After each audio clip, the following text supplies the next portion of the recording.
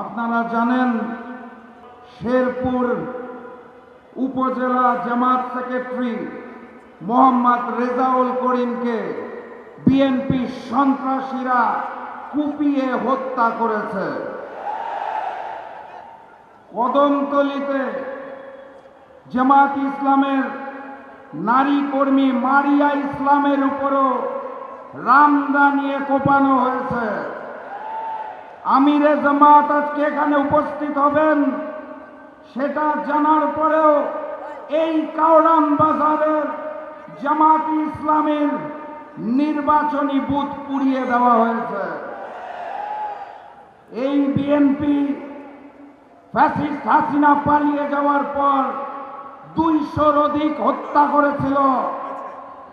এই বিএনপি ইশতেহার ঘোষণার পরের দিন যখন আমার ভাই ওসমান আদিকে হত্যা করা হয়েছে তখন তারা প্রতিবাদ করে নাই। এই বিএনপি গতকাল রেজাউল করিমকে নির্মমভাবে হত্যা করেছে। আপনারা কি বিচার চান?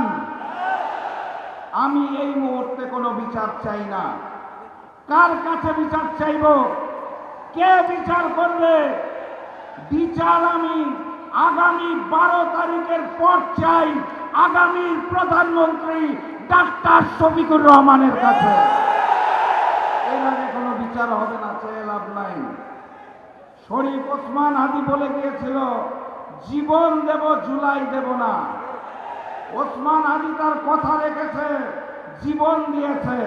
এখন আমাদের কথা রাখতে হবে, গণভোটে হাকে জয়যুক্ত করে জুলাইকে আমরা দেব না চাঁদাবাজদের হাতে।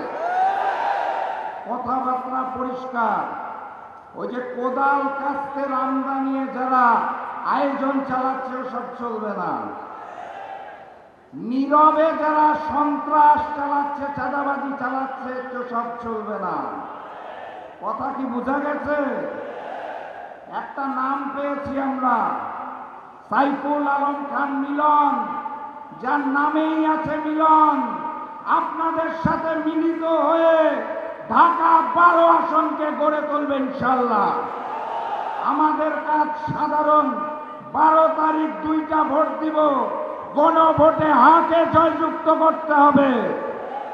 ঢাকা 12 আসনে দাঁড়িপাল্লাকে জয়যুক্ত করে আগামীর প্রধানমন্ত্রী ডাক্তার শফিকুর রহমানকে উপহার দিতে হবে। সর্বশেষ কথা, আমরা শান্তি চাই, ইমানদারির সাথে বেঁচে থাকতে চাই, ডাক্তার শফিকুর রহমানের হাতকে শক্তিশালী করতে চাই। কিন্তু ওপার থেকে যদি কোনো হামলা আসে মুখ বুজে বসে থাকবো না, প্রতি জবাব দেওয়া হবে ইনশাআল্লাহ। এই সেই কাওরান বাজার। আমি ব্যবসায়ী ভাইদের ধন্যবাদ জানিয়ে দিতে চাই, যারা লন্ডন থেকে আগত নতুন মুফতি দেশে নামার 3 দিনের মাথায় এই কাওরান বাজারে চাঁদাবাজি করতে এসেছিল, যারা তাদেরকে লাল কার্ড দেখিয়ে দিয়েছে। সেদিন থেকে তারা এলাকা ছাড়া দৌড়ের উপর আছে। 12 তারিখেও সন্ত্রাসী চাঁদাবাজদের জন্য লাল কার্ড।